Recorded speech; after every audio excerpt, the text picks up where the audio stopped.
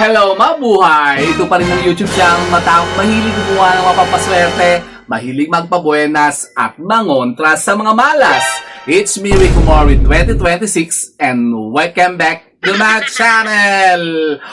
Kumusta po kayo ha, mga kumari kong tigang? Nako, since ngayon po ay 2026 na ha, mga kumari kong tigang, baka naman nakakalimutan nyo pa yung mga ilang mga gabay na isinare ko po sa inyo na dapat nyo pong gawin dyan sa mga pamamahay po ninyo. Baka nakalimutan nyo pa po ito ha, mga kumari kong tigang. Ito po, particular po itong sasabihin ko sa inyo ngayon. Nako, i-remind ko kayo ha, mga kumari kong tigang. Kasi baka naman nawaglit na po sa inyo pong mga isipan. Ano yan? Yung tungkol po sa pagpapalit ng ating mga kalendaryo. Opo, ito po yung tungkol sa pagpapalit ng ating mga kalendaryo. Nako, baka naman ang mga kalendaryo nyo po mga Disyembre pa.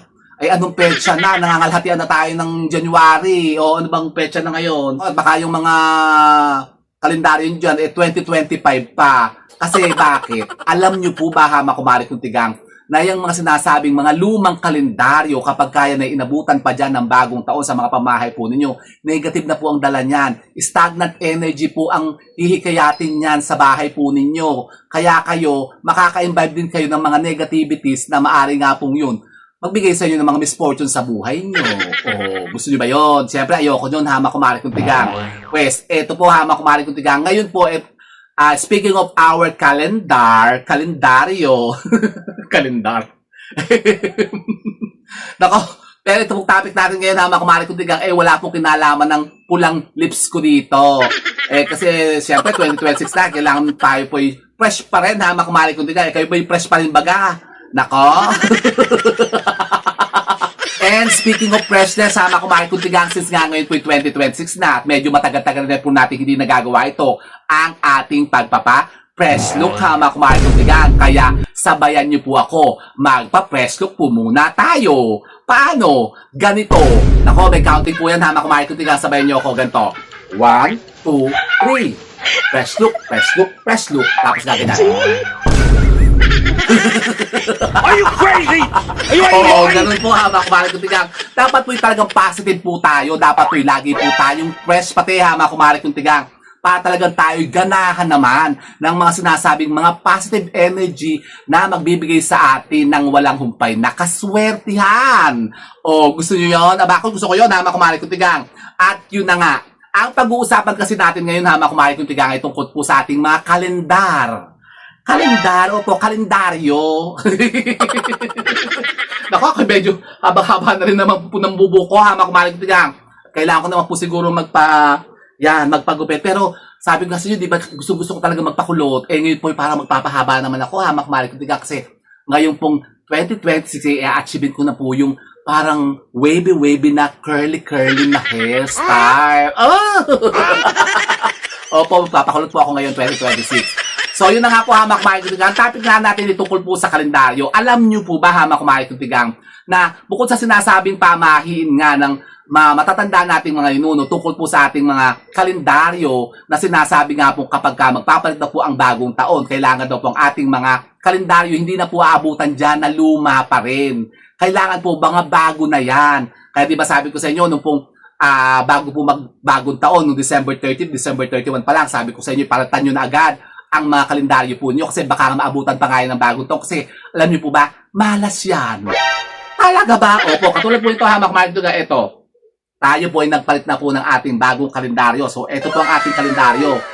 Pues, ano bang ang significant ng ating kalendaryo? Siyempre, time. Yung day, hamak kumari kong tigang. So, kailangan i-monitor lagi natin yan. Kailangan updated po tayo. Kasi nga, sinasabing mga stagnant energy para hindi natin mahikayat kapag mga luma yung kalendaryo natin.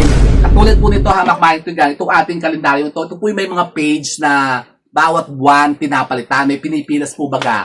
Yan, huwag niyong kakaligtaan yan, hamak kumari kong tigang, na dapat po ang mga kalendaryo po natin, pinipilas po natin. Yan, meron kasi mga kalendaryo yung araw-araw pinipilas. Nako, yun yung medyo mahirap i-maintain kasi pagka nakaligtaan nyo ng isang araw na hindi nyo napilas na ganyan, negative daw yan, hamak kumari kong tigang. Ayos sa pungso yun.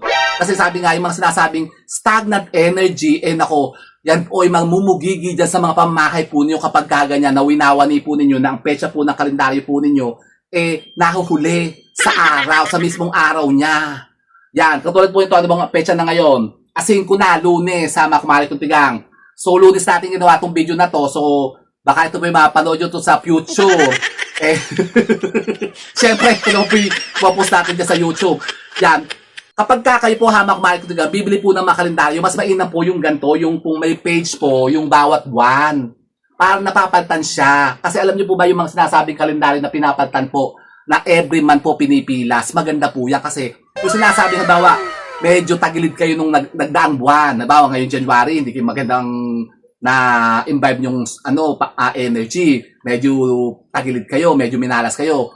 So ngayon, pipilasin natin yan. Tapos alam niyo yung ginagawa dito sa page ng kalendaryong ito. Huwag niyo basta-basta itatapon to sa mga basurahan. Ito daw po hama kumari kung tigang, kailangan daw po yung page na yan ay susunugin po ninyo.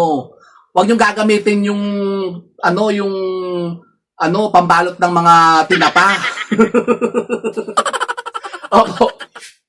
Sinusunog, kailangan daw po susunugin niyo po ito. Opo, ganun po dapat hama kumari kung tigang. Halimbawa ang mga kalendaryo niyo po yung araw-araw pinipilas. Dapat daw po yan, araw-araw niyo din po susunugin. Hindi po dapat siya tinatapos sa basurahan. Yan, katulad po ito, yung by months po siya. Yan, January, February, March, April, ganun. Bawat page, bawat isang buwan. Dapat po, pinilas niyo po yan, hindi niyo po itatapon yan sa basurahan. Dapat yan daw po, sunugin po ninyo. Magsindi kayo ng isang kandila po, hama kumari kung tigang, tapos susunugin po natin ang kalendaryo. Yung ating page ng kalendaryo, tapos yan po, hihipan natin sa bandang silangan. Kaya lang po, wala nang nakakalam ng ganyan. Yung mga iba pagkapilas na ganyan, tinatapo na lang. Yung iba naman po, yung pinofold na lang, nilalagay sa likod, yung ginaganyan. O, ginaganyan na lang, tapos ando na sa likod. Hindi po dapat ganun, hama kumari kung tigang, pinipilas talaga daw yan.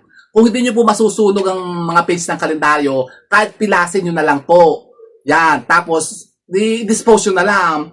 Mas maganda nga sunugin, huwag yung tatapon sa basurahan. Pero ako po, bumibili talaga ako ng kalendaryo, yung talagang may page. Yan, kasi yung mga binibigay naman sa mga gasolinahan, ganyan, sa mga bangko, di ba may page lang na ganyan? Kasi yung pong mga kalendaryo na lahat na dyan na nasa gilid na yung buong taon, parang hindi daw maganda kasi yung ganyan eh. Mas maganda talaga yung pinipilas na ganyan. Parang halimbawa kung kayo po may mga negativities ng nagdaang buwan na yan, matatanggal po ninyo. Kumbaga, i-repel natin yung mga sinasabing negative energy na yan na maaaring lumanit sa bahay po ninyo o sa inyo po mismo. Ganon. O po hama kumari kung tigang. At meron din po mga sinasabing mga lugar. O sasabi po ito dito hama kumari kung tigang para makita nyo. Ito sa likod natin. Ating sarapan ng ating yan. Diyan ko lalagay ha para makita nyo muna yung ating kalendaryo. Pero hindi ko talaga dyan sinasabit yan. For the meantime lang po muna para makita nyo lang po. O yan. O medyo tagilid. Ang pangit naman. Ako, yeah. So, ayan po hamak makikitigang ang ating kalendaryo. Kapag bibili kayo ng mga bagong kalendaryo, mas maganda po yung ganito. May mga nabibili naman po na ganito sa online. Yan, ganito po yung orderin po ninyo yung mga lucky calendar. Kasi ito po, by day po, meron na po siyang mga indicated dyan na mga swerte na mga araw. Yan, bawa ito po, January 5. Yan, swerte siya. Naka-red po yung, business opening, tsaka yung traveling, tsaka yung renovation. Ang naka-block sa kanya ay yung contract signing, tapos yung, ano ba yung manok? Bakit may manok? Ano ibig sabihin ng manok? Gambling ata yung manok. Bawal magsabong. Eh, may manok kayo yun.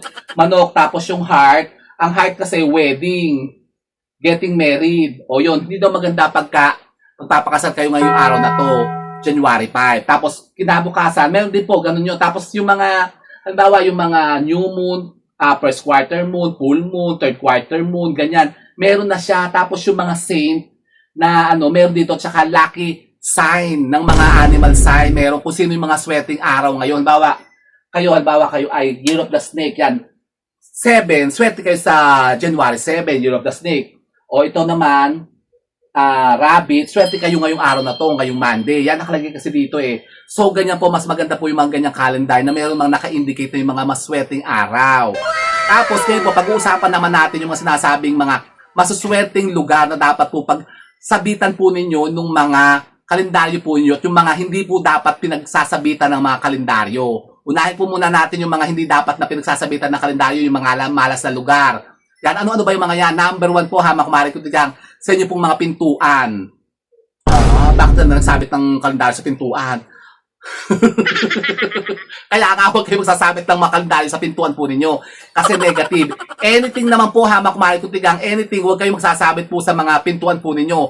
Lalong-lalo na po doon sa mga main door. Baka doon sa mga likod po ng mga pintuan po ninyo, nagsasabit kayo na kung ano-ano dyan, yung mga kalendaryo, mga mirror, ganyan, mga orasan, mga sombrero, yung mga payong, ganyan, yung mga arganas po ninyo. Tanggalin nyo po yan dyan sa mga main door po ninyo. Hindi dapat yan nilalagyan ng mga kalendaryo. Lalong-lalo na yung nagbablock po sa mga main door natin, sa pintuan natin, kasi baka mayroon dyan nagsasabi sa mismong pintuan baga. May nakita akong ganyan yung mismong kalendaryo. Malit lang naman yung kalendaryo. Aba, nakita ko yung nakasabit sa itaas ng pintuan. Sabi ko, bakit daan-daan dyan yung kalendaryo nyo sa may pintuan? Sabi, dyan kasi sinabit ng nanay ko yung kalendaryo. Nakawa, seryoso.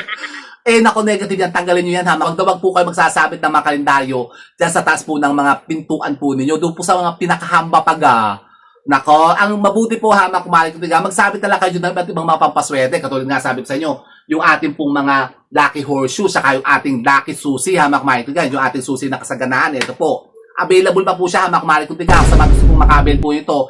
Ito po magandang itang sabit sa mga main door po ninyo. Magsabit kayo ito, kumare ko tigang, kasi ito, hihikayat po ito ng mga positive energy na magbubukas sa inyo ng mga bagong oportunidad at mga bagong kaswertihan sa mga tahanan po ninyo. At sa inyo po mismo, yan, makaka-attract kayo ng mga positive energy, yung prosperity and abundance sa bahay po ninyo kapag meron kayo ng mga susi. Kasi di ba, mga susi, pambukas ng mga nakalak na pinto. So, kapag kayo naglagay po ito, kumbaga, makaka-create kayo ng mga bagong pintuan, mga bagong oportunidad na magbubukas sa inyo para kayo naman po magkaroon ng mga bagong kaswertihan, mga bagong blessings at biyaya. Gusto niyo yun? Bakit gusto ko yun? Kumare ko tigang. Kaya ito, sa mga ibig po, kumare ko tigang, na makaatikha ng ating mga susi ng kasaganaan, itong ating lucky susi, mag-PM lamang po kayo sa akin, kumare ko tigang, kasi available pa po ito ngayon. So, yun. So, speaking nga nung ating pintuan, huwag kayo magsasabit po ng kalendaryo sa pintuan po natin. At ang isa pa pong lugar na iwasan nyo pong paglagyan ng inyong pong mga kalendaryo, kumare ko tigang, ay ang inyong mga silid-tulugan. Silid-tulugan? Opo, kumare ko tigang. Naku, bakit ba ang pula ng labi ko? Wala pong kinalaman ng pulang labi ko din sa topic natin ngayon, kumare ko tigang. Maganda ba? Parang napapula ata, kumare ko tigang. Landi eh. Naku po, Sir Joseph. So, yun. Number 2 po, iwasan nyo po magsabit ng mga kalendaryo sa mismong silid-tulugan po ninyo. Lalong-lalo na po doon sa may mga bandang headboard pa po ng mga kama po ninyo. Nako, iwasan nyo po yan, kumare ko tigang. Kasi diba, ang ating mga silid-tulugan, lugar yan kung saan tayo namamahinga. Ang mga kalendaryo po kasi, ang dinidipik po kasi niyan, time. Yung mabilis na pagpapalit ng time o ng araw. Yan, kumbaga hindi tayo magiging rested kapag kaganyan na nagsasabit tayo ng mga kalendaryo sa ating mga silid-tulugan. Kaya iwasan nyo, parang lagi tayong nagmamadali, stress tayo, kung ano-ano mga naiisip natin. Hindi tayo nare-relax kapag meron tayong mga kalendaryo dyan sa ating mga bedroom. Kaya tanggalin nyo po yan, kumare ko tigang. At ang pangatlo po, kumare ko tigang, iwasan nyo po na magsasabit ng mga kalendaryo po ninyo sa mismong stairways po ninyo. Stairways? Yung pong hagdanan, isang dingding ng hagdanan natin papakyat. Yan, di ba? May nakita ko kasing ganyan eh. May mga nagsasabit po dyan ng mga painting, mga litrato, mga diploma. Yan, pwede po yan, kumare ko tigang. Kasi mas maganda daw po yan, yung mga litrato natin, ng pamilya natin, diyan natin isasabit o ilalagay sa mga wall ng ating mga hagdanan. Pero wag lang po yung kalendaryo kasi sinasabi nga po na, kasi di ba ang ating hagdanan, babataas kasi yan, babataas. So, ganun din po magiging parang yung, yung swerte natin, minsan up, minsan down, pagka ganyan. So, yung araw natin, hindi natin maalalaman kung suswertihin ba tayo ngayong araw na to o kung papaldo ba tayo o kung mamalasin tayo ngayon. Kasi di ba pababa, pataas, patababataas yung mga hagdanan natin eh. Kaya wag na wag daw po kayo maglalagay po ng mga kalendaryo dyan sa may stairways po ninyo, doon sa wall po ng stairway po ninyo. Ganun pala. Opo, tigilan niyo yan, hama kumari kutigang. Tanggalin niyo yung mga kalendaryo dyan. At ang pang-apat po, hama kumari kutigang, eto. Naku, medyo nawiwirdahan ako sa isang ito. Kasi sabi daw po, hama kumari kutigang, wag daw po kayo magsasabit o maglalagay ng mga kalendaryo po ninyo sa mga palikuran o mga banyo nyo. Sa mga kubeta nyo, hama kumari kutigang.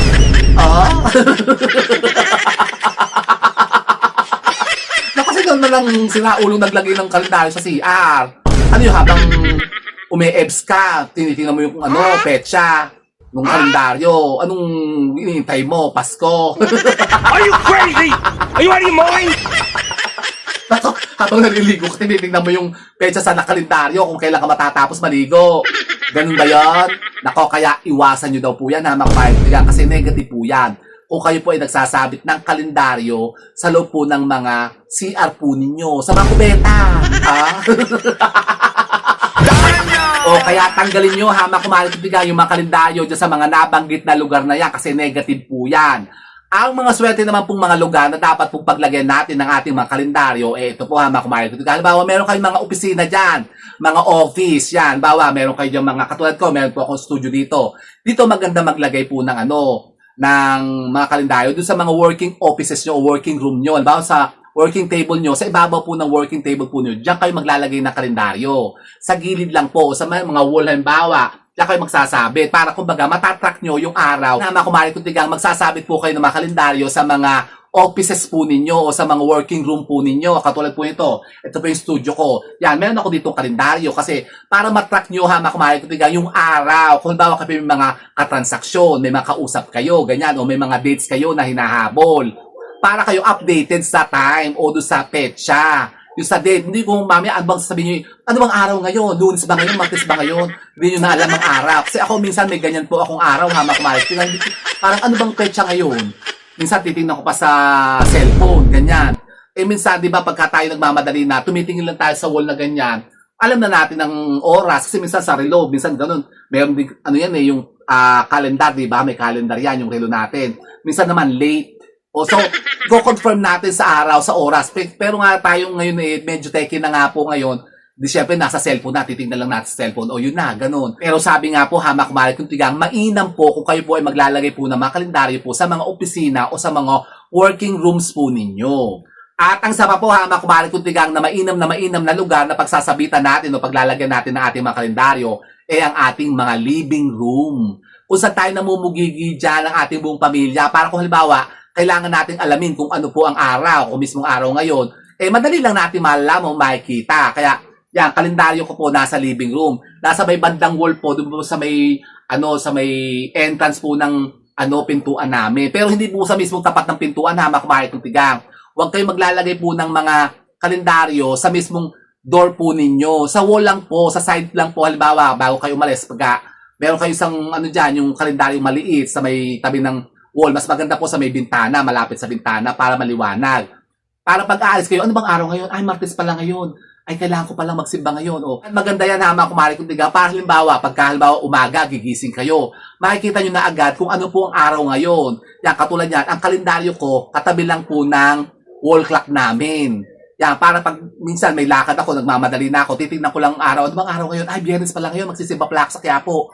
O alam nyo na kung ano po yung petsa ngayon. Ganun. Tapos titignan nyo kung nakared siya, kung anong araw, kung Monday, Tuesday, Wednesday, kung nakared siya, kung holiday, ganun. Nakalagay naman po kasi yan dyan ha. Kaya sabi ko sa inyo, mas maganda po yung mga ganito po klase po ng kalendaryo ang kunin po ninyo. So yun po, hama kumari kutigang, ang ilan sa mga sinasabing mga pinakamainam na lugar na dapat po natin paglagyan o pagsabitan ng ating mga kalendaryo para tayo maka-imbibe ng sinasabing mga kaswertihan sa ating mga tahanan. At tayo po, hama kumari kutigang, ay may share pa sa inyo isang gabay na ito'y talagang paniniwala ng ating matatandang mga ninuno nung araw tungkol po sa ating kalendaryo. Ano yan? Wag daw po kayo, hama kumari kutigang, na magtatago o mag-iipon ng mga lumang kalendaryo. Kayo ba'y nangungulekta ng mga lumang kalendaryo? Kasi meron ako kilalang ganyan. Nangungulekta talaga siya ng mga lumang kalendaryo. Yung mga pinakalumang kalendaryo, binibili pa po niya at gustong-gusto niya yan. Kasi koleksyon niya yan eh.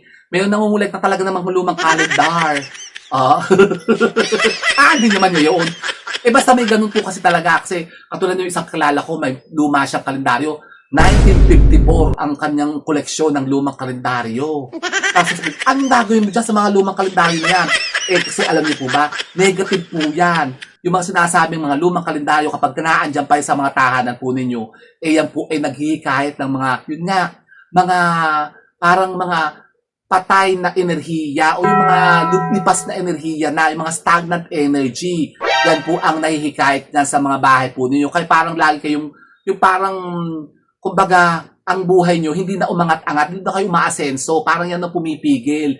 Parang yung nagiging blockage sa mga pag-asenso natin, yung pag-move forward natin. Kasi tayo lagi parang, yung may kumukontra, lagi tayo parang, may nagbablock sa atin kapag kaganyan, pagka kayo po yung mga itinatagong mga lumang kalendaryo sa bahay po ninyo. Kasi, nung naranasan ko rin yan, kumain ko din kasi, nung araw, may, nagregalo sa akin dito, lumang cross-stitch ng kalendaryo. Sabi ko, ang ganda naman ng cross-stitch kasi mga kabayo siya tapos may mga peri. Kaya lang, yung cross-stitch ay nasa kalendaryo. Kaya lang yung kalendaryo ay luma na, last year pa.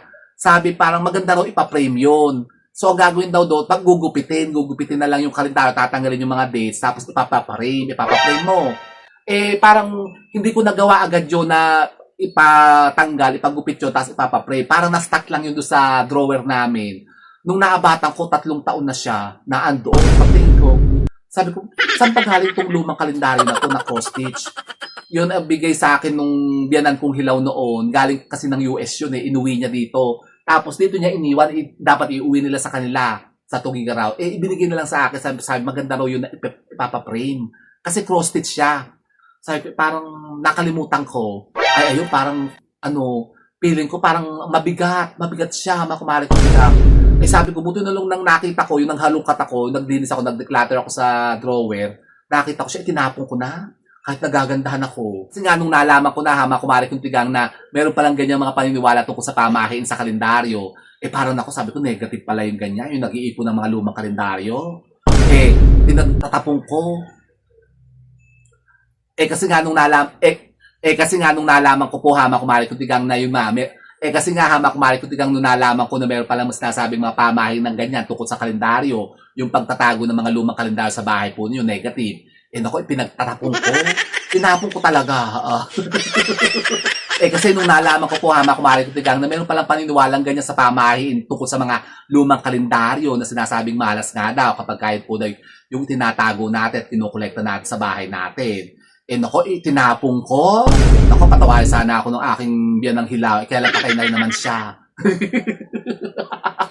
Opo, kumari ko tigang.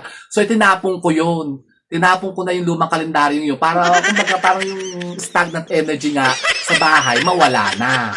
So, ganun po kumari ko tigang. Isa po yan. Lumang kalendaryo, huwag niyong iipunin yan o huwag niyong itatago yan sa bahay po ninyo. Yung mga sira din pong mga orasan. Baka meron pa kayong tinatago orasan dyan sa bahay po ninyo. Itapon nyo na yan. Baka nag-aarimunan pa kayo. Gusto nyo sasabihin nyo, ipaparepair nyo pa, ipapagawa nyo pa. Naku, itapon nyo na. Murang-mura lang po ang mga wall clock, yung mga orasan. Saka yung kalendaryo, wag nyo ipunin yan. Makumahay ko din kasi negative yan. Diba? Kung gusto nyo kayo po iswertehin, magpalit na kayo ng mga bagong kalendaryo at yan, ilagay nyo sa tamang lugar na dapat nyo pong pagsabitan. So yun po mga kumari kong tigang, sana po may napong na mga bagong idea at kaalaman sa pag-akit na naman ng mga bagong kaswertihan at pagkontra sa mga kamalasan na yan. And with that, mga kumari kong tigang, keep safe and God bless. Thank you for watching. And don't forget to subscribe my channel. I know you like it. And don't forget to brush your teeth. Bye mga kumari kong tigang. Diba? Napansin nyo, wala na yung mga damo-damo dito sa likod ko. Kasi nag-declutter na ako, makumahin ko dito kasi 2026 na. Parang medyo light lang yung background natin, yung aura natin dito. Kasi parang ang sukat-sukat naman yung background ko natin last year.